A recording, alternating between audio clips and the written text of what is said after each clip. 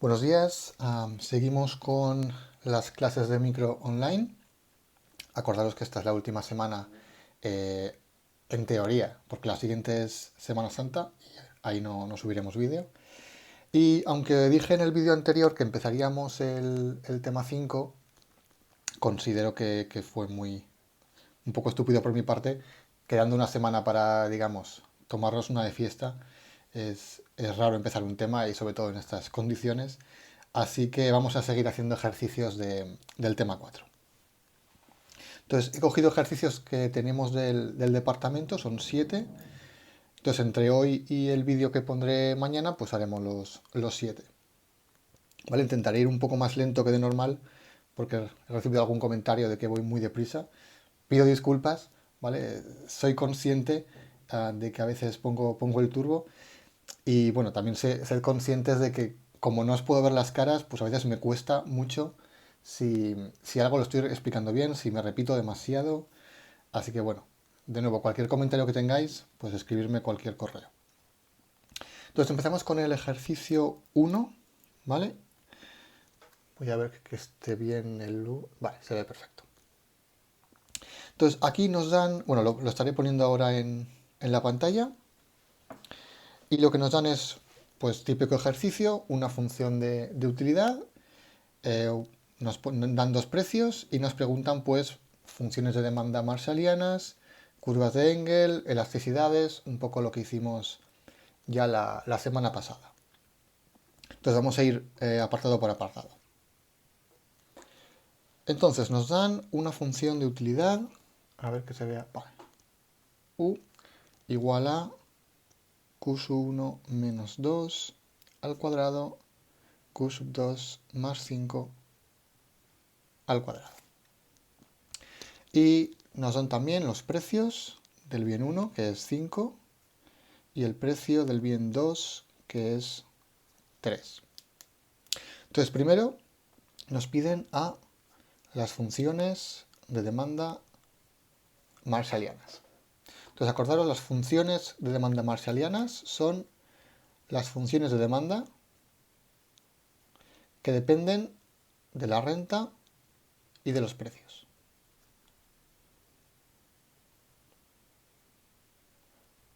¿Vale? Será una vez conocida las preferencias del individuo, utilizaremos la conocida ecuación. Si nos pidieran lambda, pues habría que hacer el lagrangiano, si no directamente o utilizamos esta de aquí o utilizamos la ley de igualdad de utilidades marginales ponderadas, la que vosotros prefiráis. Con eso, y sabiendo que el gasto debe ser igual a la renta, pues obtendremos las funciones de demanda marshallianas, tanto del bien 1 como del bien 2. Entonces vamos a ello. Primero vamos a calcular las utilidades marginales. Entonces, utilidad marginal del bien 1. Cogemos la función de utilidad, derivamos respecto a q sub 1. Entonces, ¿esto qué sería? La derivada del primer factor, esto es, bajamos el 2 abajo, q sub 1 menos 2, por la derivada de lo de dentro, que es 1, con lo cual no hacemos nada más, por el segundo factor.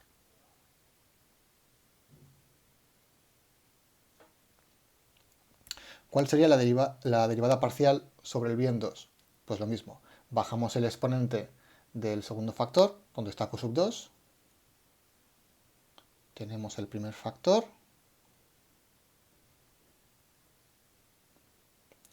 y luego la derivada del segundo pues también sería 1. Entonces, bueno, comprobar las derivadas parciales no es nada complicada, comprobar que salen igual. Y una vez que tenemos las utilidades marginales, podemos calcular la RMS del bien 1 al 2. Que acordaros que es simplemente u sub 1 partido por u sub 2. ¿Vale? Cogemos la primera utilidad marginal y la dividimos por la segunda. Si hacéis esto, simplemente sería dividir la de arriba por la de abajo. Os fijáis que aquí tenemos q sub 1 menos 2 y aquí q sub menos 2 al cuadrado. Pues se nos quedaría abajo sin el cuadrado. Y lo mismo arriba, tenemos q sub 2 más 5 al cuadrado partido de q sub 2 más 5, se nos iría el 2. Y luego 2 con el 2 también se nos van, con lo cual nos queda q sub 2 más 5 partido de q sub 1 menos 2. Vale. Sabemos que en el óptimo la RMS será igual al cociente de precios, ¿vale? Que es lo que he puesto aquí.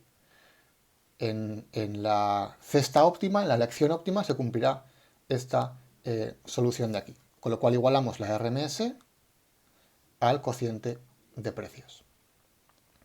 ¿Qué podemos hacer con esto? Bueno, pues movemos el P sub 2 aquí arriba y el Q sub 1 menos 2 aquí arriba y tendremos Q sub 2 por P sub 2 más 5 P sub 2 igual a Q sub 1 P sub 1 menos 2 P sub 1.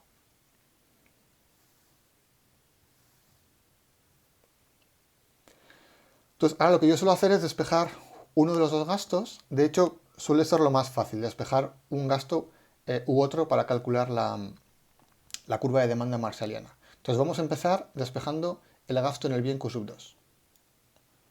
Q sub 2 P sub 2 es igual a Q sub 1 P sub 1 menos 2 P sub 1 menos 5 P sub 2. Y ahora vamos a la función de gasto. Y lo que hacemos es sustituir Q sub 2 P sub 2 por la ecuación que hemos encontrado aquí. Y si lo hacéis tendremos P sub 1 Q sub 1 más P sub 2 Q sub 2, que ahora es Q sub 1 P sub 1 menos 2 P sub 1 menos 5 P sub 2. Y esto será igual a la renta, ¿vale? Simplemente hemos cambiado P sub 2 por Q sub 2 por lo que hemos encontrado al igualar la RMS por el cociente de precios. Aquí tenemos P sub 1 Q sub 1 y Q sub 1 P sub 1, que es lo mismo. Si la sumamos tendremos 2 P sub 1 Q sub 1 menos 2 P sub 1 menos 5 P sub 2 igual a I. Y ya finalmente despejamos Q sub 1. Primero movemos lo que está sumando o restando a la derecha. Y luego dividimos pues por el 2 P sub 1.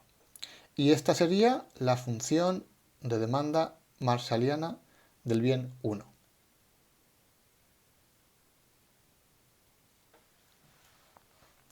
¿Por qué? Porque nos dice cuánto vamos a comprar en la cesta óptima, y es la óptima porque hemos utilizado la RMS igual al cociente de precios, en función de cuál será la renta y cuáles serán los precios del bien 1 y del bien 2. ¿Cómo hacemos Q sub 2? Pues hay dos opciones. Una es, a partir de esta ecuación, despejar Q sub 2 y sustituir Q sub 1 con lo que hemos encontrado aquí. ¿Qué ocurre? Que eso a veces puede ser un poco lioso. Entonces, en el ejercicio anterior, uno que hice la semana pasada, lo hice así. Esta voy a hacerlo de otra forma. ¿Cómo? Pues partiendo de esta igualdad, para Q sub 1 hemos despejado Q sub 2 P sub 2, así que ahora vamos a despejar Q sub 1 P sub 1. ¿Vale? Vamos a la igualdad que teníamos aquí y despejamos Q sub 1 P sub 1, que es igual a Q sub 2 P sub 2 más 5 P sub 2 más 2 P sub 1. Y hacemos exactamente lo mismo que hemos hecho justo antes, pero para el bien 2. Entonces, primero cambiamos el gasto en el bien 1 por lo que tenemos aquí. Q sub 2 P sub 2 más 5 P sub 2 más 2 P sub 1 más P sub 2 Q sub 2.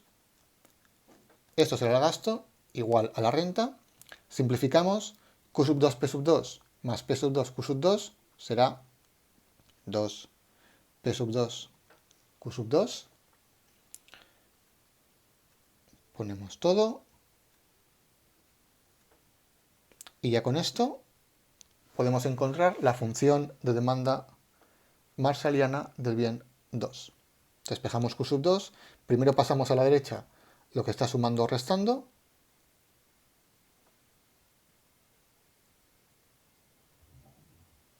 y luego dividimos el 2p sub 2.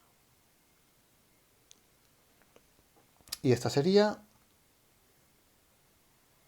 la función de demanda marshalliana del bien 2. Y ya tendríamos el apartado A, que es encontrar estas funciones. Vale, voy a copiarlas en la página siguiente y seguimos. Ok, pues tenemos las funciones de demanda y además el ejercicio nos daba los precios. Nos preguntan, apartado B, el equilibrio cuando la renta es de 95.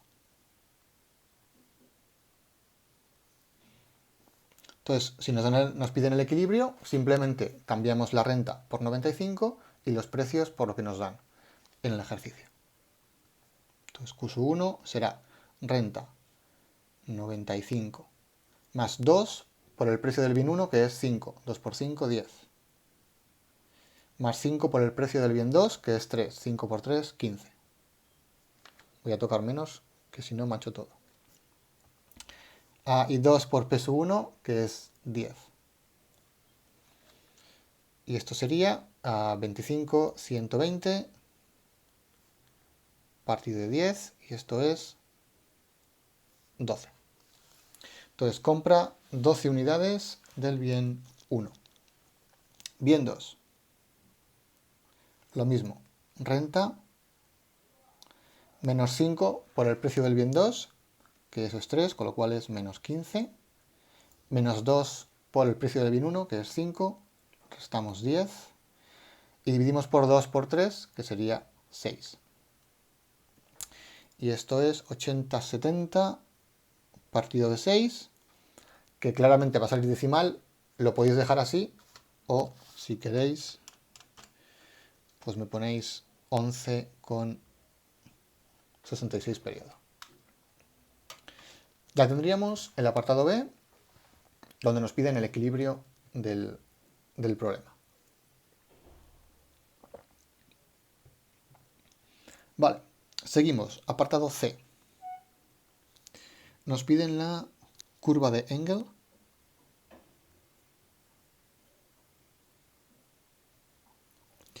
Del bien 1. Entonces, aquí es simplemente acordarse, la curva de Engel es la función de demanda marshalliana donde sustituimos tanto el precio del bien 1 como el precio del bien 2. ¿Vale? Solo dejamos la función en función de la renta. Entonces, Q1 será igual a la renta que la dejamos. Y ya pues fijándonos en estos valores lo tendremos. 2 por P sub 1 era 10, 5 por P sub 2 era 15 y 2 por P sub 1 era 10. Y esto es I más 25 partido de 10. Seguimos con la curva de Engel. Bueno, esto lo piden después, con lo cual aquí acabaría el apartado C. Curva de Engel del bien 1. Vamos con apartado D. Elasticidad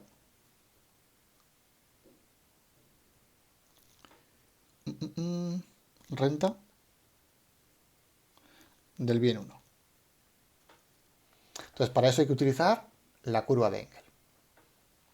Entonces, primero nos acordamos de la fórmula de la elasticidad del bien 1.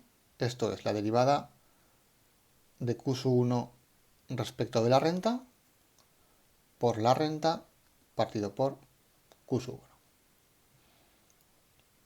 Acordaros que es la cantidad en porcentaje que aumenta o que varía Q sub 1 partido por la cantidad en porcentaje que varía la renta. ¿Vale? Y tenemos esta ecuación de aquí. Entonces primero derivamos Q sub 1 respecto a la renta. Si deriváis esto respecto a I, os va a dar 1 partido por 10. ¿De acuerdo? Entonces si queréis, se puede simplificar en I partido por 10 más 2,5, igual es más fácil de verlo. La derivada con respecto a I es 1 partido de 10. Y ahora multiplicamos por la renta y dividimos por Q sub 1. En Q sub 1 ponemos la curva de Engel.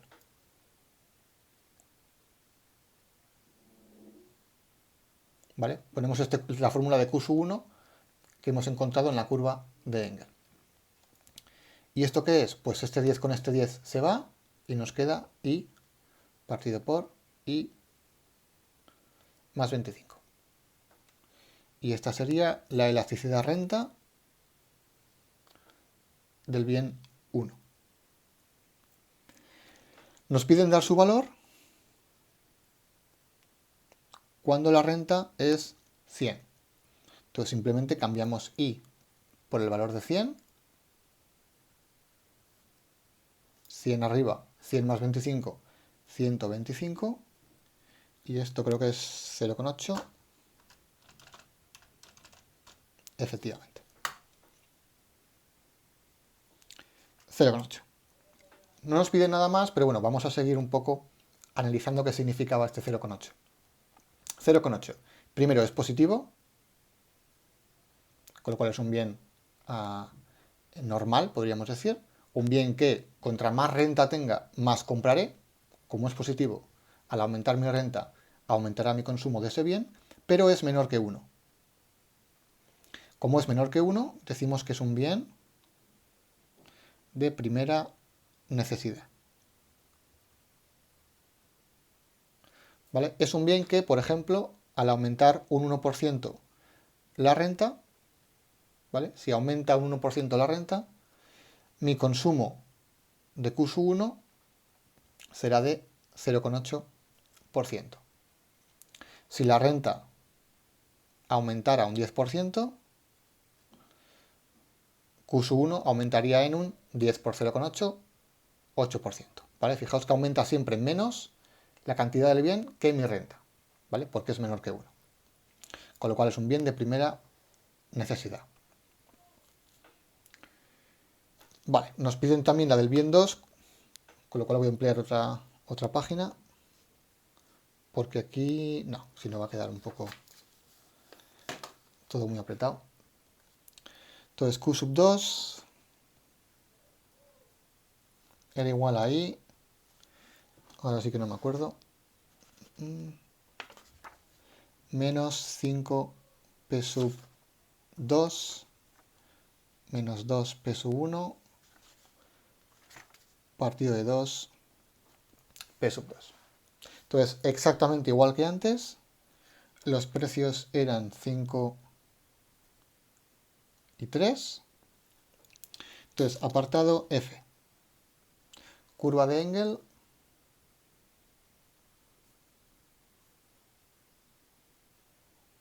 Del bien 2. Bueno, de Q sub 2. Simplemente cogemos la función de demanda marshalliana y cambiamos los precios P sub 1 y P sub 2 por sus valores. Y menos 5 por P sub 2 es 15, 2 por P sub 1 es 10, partido por 2 por 3 que es 6. Y esto es I menos 25 partido de 6. Esta sería la curva de Engel del bien 2. G. Expresión de la elasticidad renta del bien 2. Igual que antes. Derivamos ahora Q sub 2 respecto de la renta. Aquí, como solo depende de I, se puede poner la derivada. Multiplicamos por la renta y dividimos por Q sub 2. Igual que antes, si queréis, esto se puede poner como I partido por 6 menos 25 partido por 6. La derivada de Q sub 2 respecto a I va a ser 1 partido por 6. Y eso se multiplica por I y se divide por Q sub 2, que ponemos la curva de Engel. I menos 25 partido de 6. Como antes, el 6 se va con este 6 de aquí y nos queda I partido de I menos 25. Y H, bueno, esto sería la elasticidad renta del bien 2. H nos piden calcular ese valor para i igual a 100, igual que antes. Entonces, para i igual a 100, la elasticidad renta es 100 partido por 100 menos 25, que es 75, y esto creo que es un 1,3. 1,33 periodo. De nuevo, el valor es importante. Lo que más nos importa es, primero, que es positivo. Al aumentar la renta, aumentará el consumo del bien 2. Y también que es mayor que 1. ¿Vale? ¿Qué significa eso? Que es un bien de lujo. ¿Por qué? Igual que antes. Si la renta aumenta, por ejemplo, un 1%, el consumo de Q sub 2 aumentará en un 1,33%. O si la renta aumenta un 10%, pues multiplicamos por 10, el consumo de Q sub 2 aumentará un 13,33 periodo. Es decir, la renta, el aumentar la renta, hará que consumamos más el bien 2, pero ese aumento será mayor proporcionalmente que el de la renta. Si la renta aumenta X%, el consumo de Q sub 2 será mayor de esa cantidad. Por ejemplo, 10, 13. El caso contrario que el anterior. Si Q sub 1 era bien de primera necesidad, en este caso es bien de lujo. No lo preguntan, pero bueno, un poco para que os acordarais. Esto implica que al aumentar la renta, ¿qué ocurre? Aumenta la proporción del gasto del bien 2 y disminuye la proporción del gasto del bien 1. ¿Vale? Porque al aumentar la renta un 10%, Q sub 2 aumenta un 13 y Q sub 1 aumenta solo un 8. Es decir, proporcionalmente aumenta mucho menos el bien 1 que el bien 2. En nuestro gasto aumentará la participación el bien 2. Y con esto tendríamos ya el ejercicio número 1. Vale, pues seguimos con el ejercicio 2.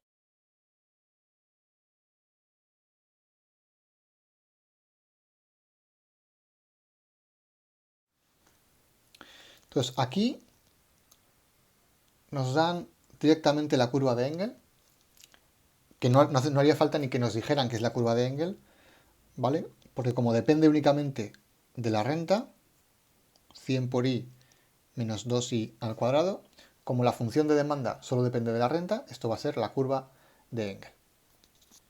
Entonces, ¿qué nos piden? A representar gráficamente esta función. Entonces, para ello, pues hacemos como en matemáticas, es exactamente lo mismo. Vamos a poner en función de la renta, en el eje horizontal, cuánta cantidad vamos a demandar en el eje vertical. Entonces, primero, vamos a ver esta función que es exponente a la izquierda es 1, el máximo exponente es 1, el máximo exponente a la derecha es 2. Entonces, esto va a ser una parábola. Y como tenemos el menos en el cociente del exponente mayor, que es 2, ¿qué significa? Que va a ir hacia abajo, ¿vale? Tendrá esta forma. Si no os acordáis, no pasa mucho, no pasa gran cosa, porque como hay que encontrar ahora este punto máximo, pues ahora veremos, igual que hacemos en matemáticas, cómo se hace. Entonces, primer paso, como digo, encontrar dónde se encuentra este punto dentro del esquema que vamos a hacer aquí. ¿Qué hacemos para ello? Igual que en matemáticas, derivamos e igualamos a 0. Entonces, la derivada de la función, ¿cuál sería? Pues 100 por i, su derivada es 100, menos 2i al cuadrado, su derivada es menos 4i.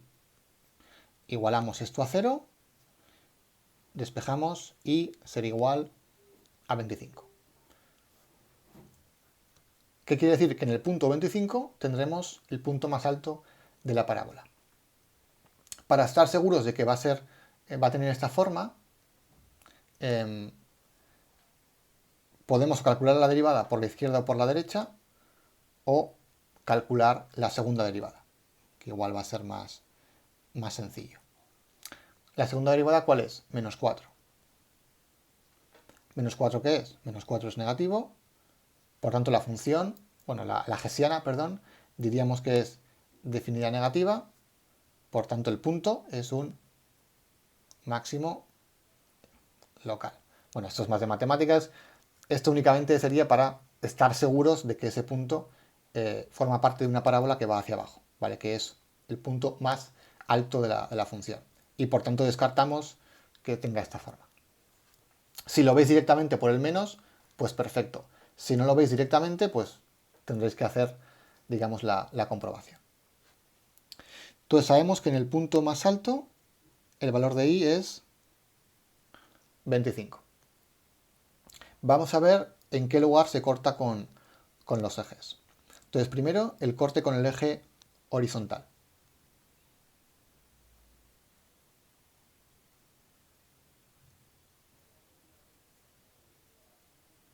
Entonces en el eje horizontal, ¿qué tenemos? Que q sub 1 es 0, ¿vale? Entonces podemos simplificar q sub 1, sacamos factor común i, y esto va a ser 100 menos 2i.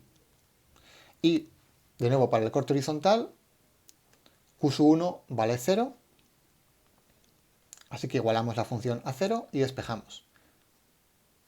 ¿Qué valor puede tener i? O bien 0, si i vale 0, todo esto será 0,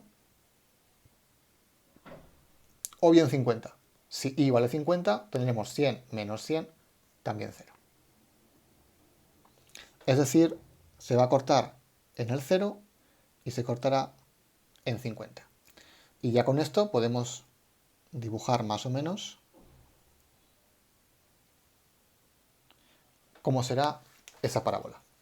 Y ya tendríamos dibujada la función, la curva de Engel.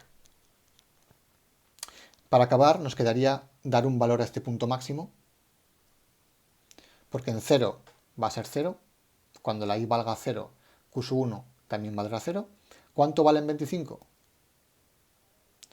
Pues si la renta es 25, vamos a ver, 100 por 25, también yo, esto es 2500, menos 25 al cuadrado por 2, 1250, y esto es pues 1250.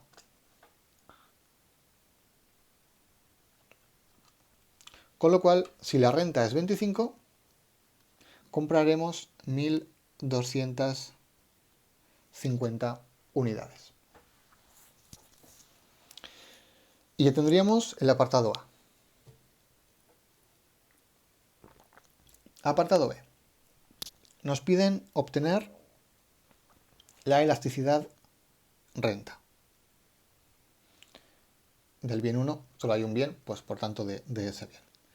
Exactamente igual que antes. La derivada que es, perdón, la elasticidad que es la derivada con respecto a la renta por la renta partido por la misma curva de Engel.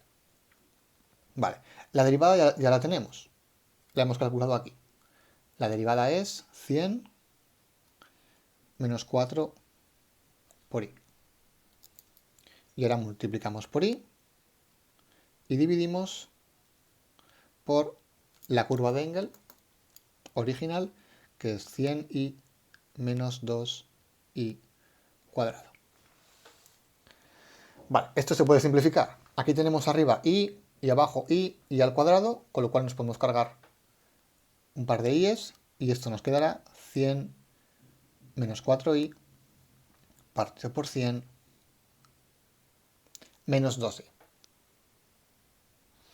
Sí que es cierto que aquí habría que tener en consideración, si nos ponemos estrictos matemáticamente hablando, que como el denominador no puede ser 0, ¿vale? Aunque aquí nos hemos cargado una i, habría que tener en cuenta que originalmente aquí tenemos las i's y por tanto que la i no puede ser 0, porque si la i fuera 0, el denominador sería 0 y ya sabéis que por matemáticas eso no entra parte no forma parte del dominio.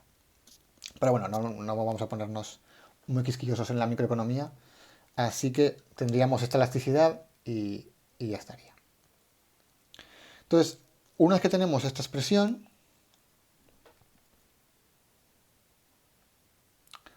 ahora nos piden clasificar el bien según su renta. Entonces, ahora nos piden clasificar el bien según cuál sea su elasticidad. Entonces, para ello, acordaros, tenemos 5 posibles casos. Podría ser menor que 1, perdón, empezamos con el 0. Menor que 0, igual que 0 o mayor que 0, y dentro del caso de mayor que 0 puede ser menor que 1, igual a 1 o mayor a 1. Entonces tenemos estas 5 posibilidades. Vamos con cada una de ellas.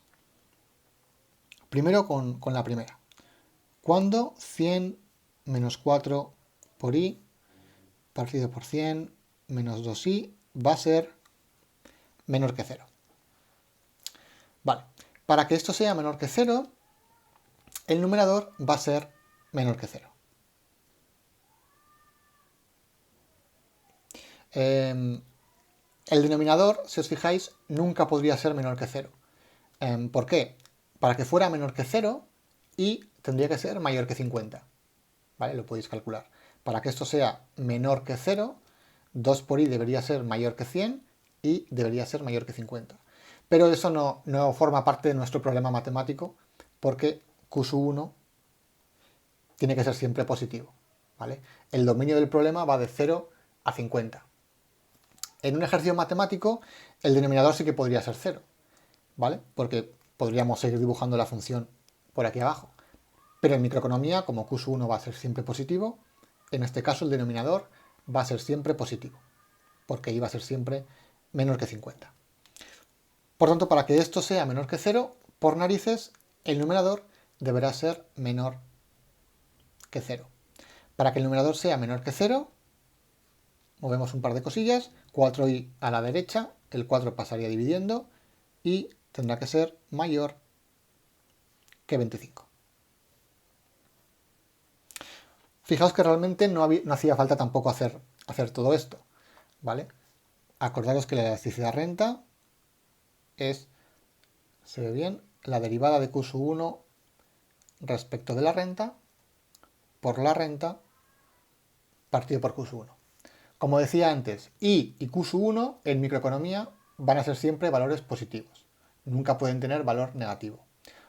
Por tanto, esto de aquí va a ser siempre positivo. Para que esto sea negativo, la derivada tendrá que ser negativa. ¿Cuándo es la derivada negativa? Lo podemos ver en el gráfico.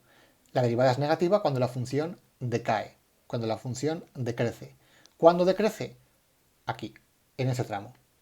Cuando i es mayor que 25. Entonces, bueno, o lo hacéis de forma analítica o simplemente razonando. Para que sea menor que 0, la derivada será menor que 0. Esto va a ser siempre en el tramo en el que la función esté cayendo. Cuando la elasticidad es negativa, decimos que es un bien inferior. Es un bien que compramos casi por obligación y en cuanto aumenta nuestra renta, nos lo intentamos quitar de en medio. ¿Vale? Al aumentar la renta, cae su consumo. Segunda posibilidad, 100 menos 4i partido por 100 menos 2i igual a 0. ¿Cuándo va a ser esto 0? Exactamente igual que en el caso anterior, cuando el numerador sea igual a 0. ¿Vale? No consideramos cuando el denominador tiende a infinito, porque sería más matemático que otra cosa. El numerador deberá ser 0. ¿Esto cuándo ocurre? Pues exactamente cuando i sea igual a 25. En ese caso, al aumentar la renta, no aumentaría nuestro consumo, ¿vale? O su derivada, digamos, sería igual a 0. Ese bien, o en ese tramo, diríamos que es un bien neutro. Vale. Vamos ahora a suponer que es positiva y vamos a ver en qué casos nos puede dar menor, igual o mayor que 1. Es posible que estéis escuchando muchos gritos de mis vecinos. No puedo hacer nada por ello. Entonces vamos a comparar cuándo esto será mayor, menor o igual a 1. ¿Cuándo será menor que 1? Pasamos el denominador a la derecha. Eso será cuando 100 menos 4i sea menor que 100 menos 2i. Si os fijáis, esto va a ser siempre, ¿vale? ¿Por qué? Aquí tenemos 100 y 100, pero en la izquierda estamos restando un valor mayor, 4 por i, mayor que 2 por i. Aquí restamos un valor mayor, por tanto este valor va a ser siempre menor que este de aquí. Pero bueno, lo podríamos hacer analíticamente. 100 menos 4i menor que 100 menos 2i.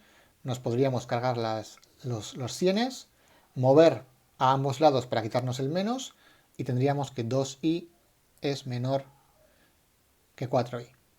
De nuevo, esto va a ser siempre igual, ¿vale? Podemos también, si queréis, dividir por 2 y menor que 2i. ¿Cuándo va a ocurrir que i sea menor que 2i? Siempre y cuando i sea mayor que 0.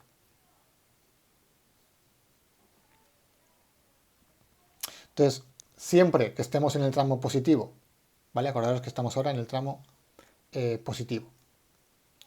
Siempre que i sea mayor que 0, estaremos con una elasticidad que es menor que 1.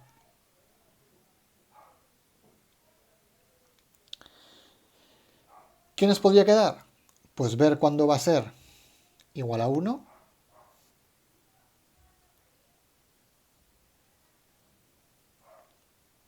Haríamos lo mismo. 100 menos 4i igual a 100 menos 2i. Aquí tendríamos el caso de que i es igual a 0, para que ambas sean iguales. ¿Vale? Llegaríamos a que i es igual a 2i.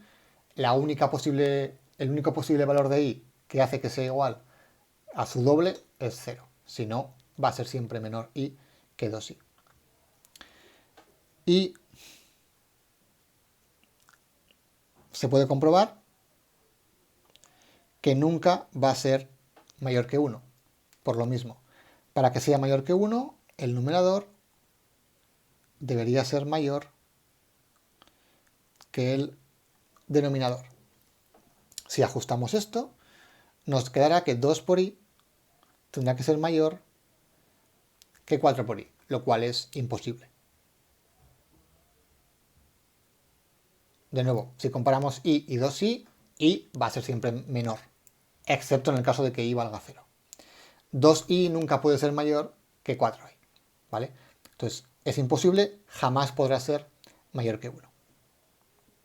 Entonces, en este caso tenemos un bien con elasticidad 1, decimos con elasticidad renta unitaria. Y aquí diríamos, cuando es menor que 1, que es un bien de primera necesidad. Entonces, una vez que tenéis todo, intentad mirando el gráfico que habéis utilizado todas las posibles opciones y que no se solapan, ¿vale? Entonces tendríamos, si la i fuera 0, bien de elasticidad renta unitaria. De 0 a 25, bien de primera necesidad. En 25, bien neutro, y mayor que 25 y menor que 50, porque nunca puede ser mayor que 50, bien inferior. Y así tendríamos la clasificación del bien. Es un pelín complicado porque intentar mirarlo bien y hacerlo por vuestra cuenta para que veáis muy bien qué tenéis que comparar. Y bueno, cualquier duda que podéis tener aquí, pues me preguntáis. Alguno más haremos de este tipo de clasificar. Pasamos al ejercicio 3. Estaré poniendo ahora en pantalla el ejercicio 3 y como veis es muy teórico. Vale, aquí no tenemos ningún tipo de numerito. Nos dan una función de utilidad que va a depender de q sub 1 elevado a un alfa y q sub 2 elevado a 1 menos alfa. Donde alfa es un valor entre 0 y 1 sin incluir el 0 y sin incluir el 1. Tendremos precio del bien 1 y un precio del bien 2, pero que no nos no nos lo dan. Y nos preguntan a las funciones de demanda marshalliana. Entonces, bueno, este ejercicio es puramente teórico, pero vamos a hacerlo igualmente. Entonces, para la función de demanda marshalliana, exactamente igual que hemos hecho siempre, primero calculamos las utilidades marginales del bien 1 y del bien 2. Derivamos respecto a Q1, pues bajaríamos el alfa, Q1, aquí sería el exponente alfa menos 1, por Q2, 1 menos alfa. La derivada parcial del bien 2, bajaríamos el exponente del bien 2, 1 menos alfa, Q1 alfa, Q2, 1 menos alfa menos 1, nos quedaría menos alfa. Vale. ¿Qué sabemos que ocurre en el consumo óptimo? En el consumo óptimo, la RMS del bien 1 al bien 2 es igual al cociente de utilidades marginales, es igual al cociente de precios. Vamos a ello. Cociente de utilidades marginales. Lo que hacemos es dividir U1 por U2. Primero, tenemos alfa dividido por 1 menos alfa. Seguimos. Q1 alfa menos, elevado a alfa menos 1 y abajo tenemos Q1 elevado a alfa. ¿Qué va a ocurrir? Se nos va a ir el Q1 elevado a alfa y nos quedará Q1 elevado a menos 1. O si queréis, lo que hacemos es restar exponentes. Q1 alfa menos 1 menos alfa. Nos queda Q1 elevado a menos 1. Eso es poner Q1 abajo. Lo mismo va a ocurrir con Q2. Q2 elevado a 1 menos alfa partido de Q2 elevado a menos alfa. ¿Qué hacemos? Restamos exponentes. 1 menos alfa menos menos alfa sería 1 menos alfa más alfa. Nos quedaría también arriba Q2 elevado a 1. De nuevo, lo podéis comprobar como queráis, pero es lo que os he dicho siempre. En una función tipo Cobb-Douglas, lo que tenemos al hacer el cociente de las derivadas marginales, que es Q2 partido por Q1 por el cociente de los exponentes, alfa partido por 1 menos alfa. Entonces, lo bueno es que calculéis las marginales, sepáis cómo llegar, pero bueno, va a ser siempre de este tipo. Entonces, esto va a ser igual a P1 partido por P2. ¿Qué utilizamos ahora? Igual que antes, la función del gasto igual a la renta. Entonces, para ello vamos a despejar uno de los dos gastos. Entonces, primero, ¿qué es lo que hago? Pues, por ejemplo, Q1 aquí arriba y P2 aquí arriba. Y nos quedará que P1 por Q1 es igual a alfa partido de 1 menos alfa por Q2 P2. O, si queréis, Q2 P2 igual a 1 menos alfa partido por alfa de P1 Q1. Cualquiera de las dos me vale. Según cuál que se ha despejado el gasto en el bien 1 o se ha despejado el gasto en el bien 2. ¿Qué hacemos ahora? Sustituimos. P1 Q1 más P2 Q2 va a ser igual a la renta.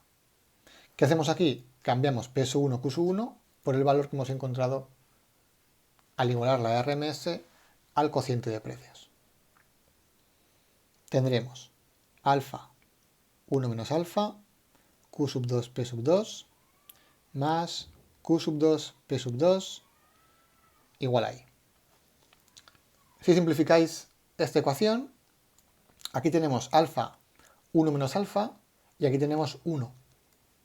Podemos sacar factor común Q2 P2, que va a multiplicar a alfa partido por 1 menos alfa más 1. Ese 1 lo podemos poner como 1 menos alfa partido de 1 menos alfa. Simplificamos esto. Nos queda que Q sub 2 por P sub 2. Si sumáis, será alfa más 1 menos alfa. Se nos queda el 1. Y ya finalmente obtenemos que Q sub 2 es igual a I partido de P sub 2 multiplicado por 1 menos alfa. Y esta sería la función de demanda marshalliana del bien 2. ¿Cómo calculamos Q sub 1? Exactamente igual que en este caso. Podemos o despejar Q sub 1 de aquí y luego sustituir Q sub 2 por el valor que hemos encontrado aquí, o repetir el proceso para este despeje. Voy a hacerlo de esa forma para que lo veáis. Empezaríamos exactamente igual, P sub 1 Q sub 1 más P sub 2 Q sub 2 igual a I, P sub 1 Q sub 1 más, en vez de P sub 2 Q sub 2, pongo lo que tenemos aquí, lo sustituyo por este valor, 1 menos alfa, partido por alfa, P sub 1 Q sub 1 igual a I, saco factor común P sub 1 Q sub 1, que multiplica 1 más 1 menos alfa partido por alfa. Este 1 lo cambio por alfa partido por alfa.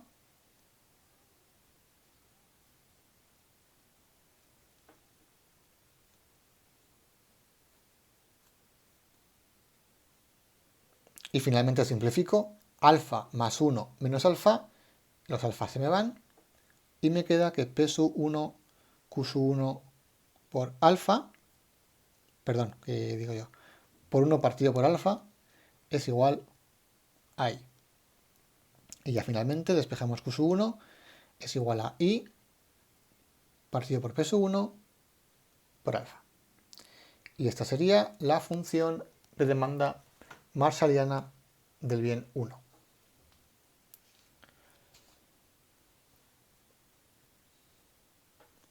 Nos preguntan, apartado B,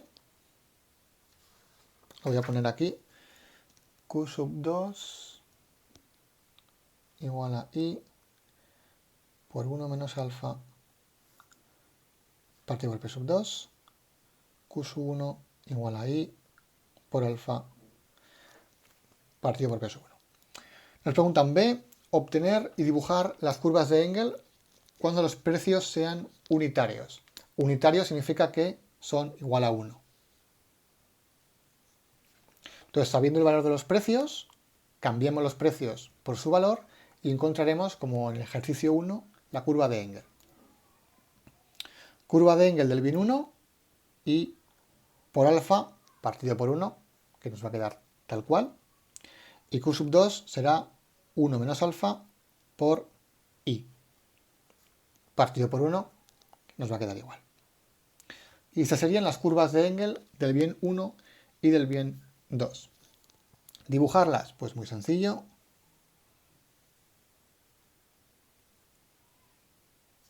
Van a ser rectas, simplemente es un parámetro que multiplica a I, con lo cual serán rectas.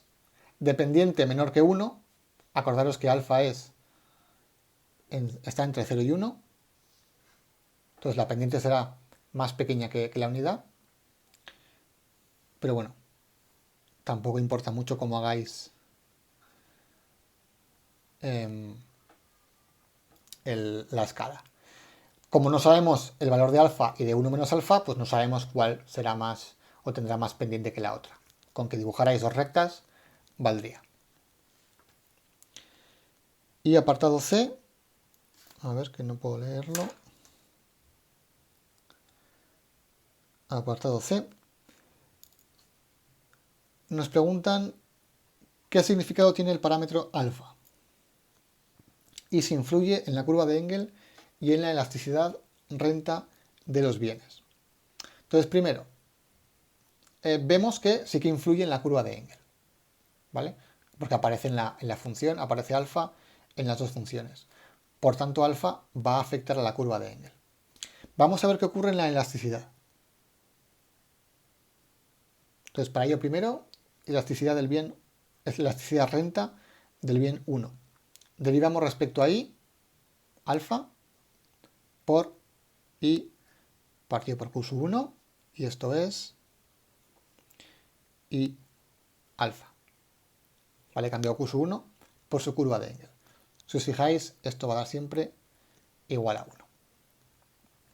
Elasticidad renta del bien 2, 1 menos alfa, sería la derivada respecto a I, por renta partido por Q sub 2, y esto es Q sub 2 lo cambiamos por su curva de Engel, 1 menos alfa por I, de nuevo simplificando nos queda 1.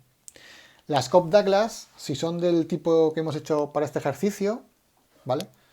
Si son del Q sub 1 elevado a algo por Q sub 2 elevado a otro algo, a otro valor, van a dar siempre elasticidad igual a 1. Por eso las que usamos para ejercicios más completos son siempre Q sub 1 más 3 elevado a algo por Q sub 2 menos 4 elevado a lo que sea, ¿vale? Esto nos permite ya más juego, nos permite calcular elasticidades que tengan más sentido con el mundo real. Estas van a dar siempre un valor igual a 1 y en el mundo real no tiene por qué ser siempre igual a 1, ¿vale? Por eso solemos complicar los problemas con ese tipo de ecuaciones. Entonces, la elasticidad siempre es 1, si os fijáis, no va a depender, por tanto, del valor de alfa. Alfa únicamente aparece en la curva de Engel, no aparece en la elasticidad. ¿Qué significado tiene el parámetro alfa? Bueno, pues tiene muchos. Eso ya un poco depende de lo que veáis. Como ya os comenté en clase, en teoría, yo la forma que tengo siempre de intuirlo es que alfa me da una cierta preferencia, lo que me indica es la cierta preferencia que tengo por un bien o por otro. Si alfa es mayor que 1 menos alfa, indicaría que tengo cierta preferencia por el bien 1 ante el bien 2. Si 1 menos alfa fuera mayor que alfa, tendría una mayor preferencia por el bien 2 que por el bien 1. ¿Cómo podemos verlo también? Si nos fijamos en las curvas de demanda marshallianas, podemos despejar el gasto. Entonces, simplemente moviendo, por ejemplo, P sub 2 aquí arriba, P sub 2 Q sub 2 es igual a I 1 menos alfa. Y P sub 1 Q sub 1 es igual a I por alfa. ¿Qué nos indica en este caso alfa? Fijaos, por ejemplo, en esta ecuación. ¿De qué nos habla alfa? Si lo despejáis, alfa es igual a P sub 1 Q sub 1 partido por I. ¿Y esto qué es? Es la proporción de gasto, ¿vale? Es cuánto de lo que yo voy a gastar, gasto en el bien 1. Contra más alto sea alfa, más voy a tender a gastar en el bien 1. Contra más pequeño sea alfa, menos voy a gastar en el bien 1. Por eso también hablo de la preferencia. Si alfa es muy alto, gastaré mucho en Q sub 1 porque me gusta mucho tener Q sub 1. Tengo una cierta preferencia por Q sub 1. Aunque el precio sea muy alto, al final gastaré más en ese bien. Porque este parámetro me da esa cierta mayor predisposición a comprar el bien 1. Lo mismo para el bien 2. 1 menos alfa, ¿qué va a ser? Bajamos y aquí abajo, es lo que yo me gasto o la proporción del gasto del bien 2. De lo que yo gasto, ¿cuánto gasto en el bien 2?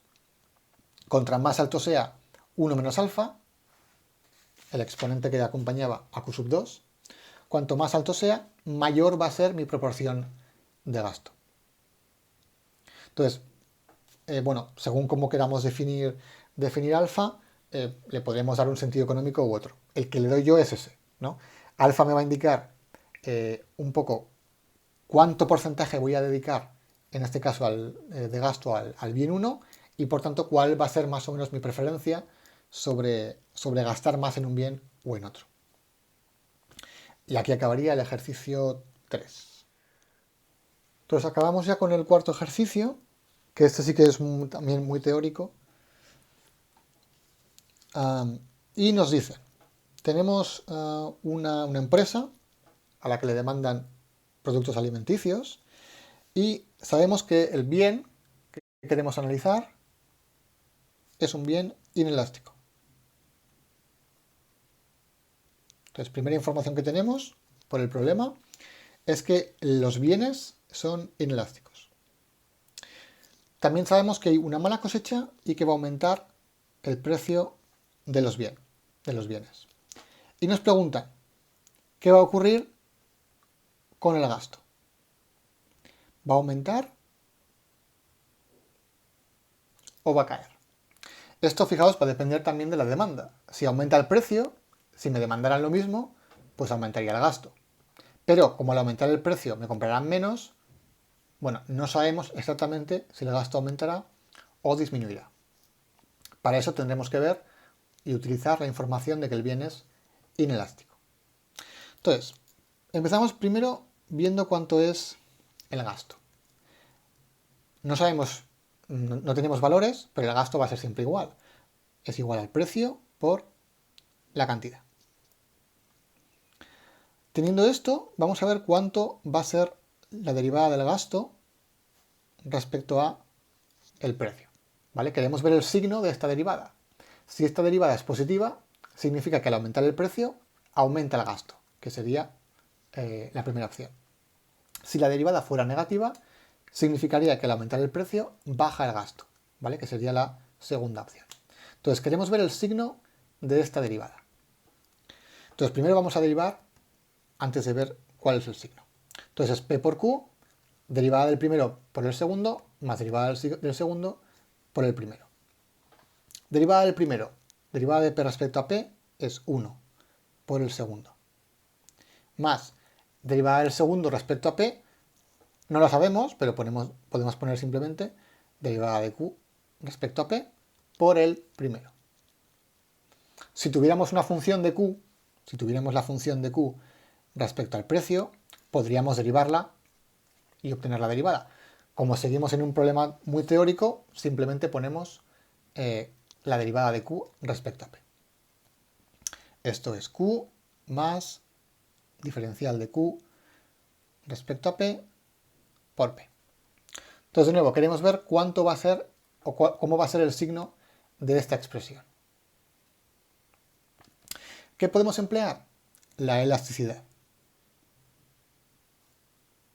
Entonces, sabemos que la elasticidad es menos diferencial de Q respecto a P por P partido de Q. ¿Qué podemos hacer? Aquí ya es un poco juego matemático, hay que intentar ver cómo utilizar esta expresión aquí para saber el signo. Lo que podemos hacer es mover la Q aquí a la izquierda. Q por la elasticidad sería igual a menos diferencial de Q partido por diferencial de P por P. ¿Qué podemos hacer ahora? Cambiar, bueno, voy a mover el signo de sitio, el menos también lo muevo aquí a la izquierda, menos Q por la elasticidad sería igual a diferencial de Q respecto a P por P. Y lo que hago ahora es cambiar esa expresión por esta. Como son iguales, lo que haré es cambiar esta expresión por menos Q por E elevado a, por la elasticidad. ¿Vale? Cambio esta expresión por Q, por menos Q por la elasticidad. Y nos quedará que la diferencial del gasto respecto al precio es igual a Q menos Q por la elasticidad. Sacamos factor común Q y nos queda que es 1 menos la elasticidad. ¿Y esto cómo es? ¿Positivo o negativo? Dependerá de la elasticidad. Como el bien es inelástico, ¿eso qué significa? Significa que la elasticidad al precio va a ser menor que 1. Si E es menor que 1, 1 menos E va a ser mayor que 0. Por tanto, la diferencial de gasto respecto al precio será positiva, ¿vale? Repito, como la elasticidad es menor que 1, porque es un bien inelástico, 1 menos la elasticidad, pensad por ejemplo que es 0,5, 0,8, 0,3, esto va a ser siempre positivo. Como es positivo y Q va a ser también positiva, la diferencial del gasto respecto al precio va a ser positiva. ¿Qué significa? Que al aumentar el precio también aumentará el gasto. Entonces nos preguntaban si aumentará o no el gasto. La respuesta es que aumenta el gasto por el aumento de precio. Caerá la demanda, pero como caerá en una proporción menor, al final la gente gastará más en esos bienes. Y con eso acabamos la clase de hoy. Seguimos mañana. Hasta luego.